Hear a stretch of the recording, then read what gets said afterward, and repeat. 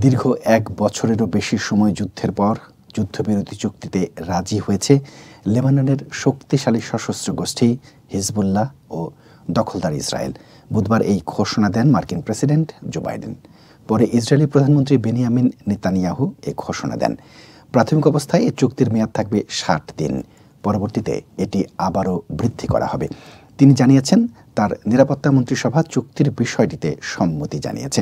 তবে নেতানিয়াহু হুঁশিয়ারি দিয়েছেন, হিজবুল্লাহ যদি চুক্তির শর্ত ভঙ্গ করে তাহলে তারা তাৎক্ষণিকভাবে তাদের বিরুদ্ধে ব্যবস্থা নেবেন। চুক্তি অনুযায়ী ইসরায়েল লেবানন থেকে তাদের সব সেনা প্রত্যাহার করে নিয়ে যাবে। অপরদিকে হিজবুল্লাহ সীমান্ত এলাকা থেকে সরে গিয়ে লিটানি নদীর অপর প্রান্তে চলে যাবে। এছাড়াও হিজবুল্লাহ সীমান্তে কোনো অবকাঠামো নির্মাণ ও নিজেদের পুনরায় অস্ত্রশস্ত্রে সজ্জিত করতে পারবে না। গত বছরের ৭ অক্টোবর হামাস ও ইসরায়েলের মধ্যে যুদ্ধ শুরু হয়। হামাসকে সহায়তায় এর পরের দিন ৮ অক্টোবর থেকে দখলদার ইসরায়েলের অবৈধ বসতি লক্ষ্য করে রকেট ছোড়া শুরু করে হিজবুল্লাহ।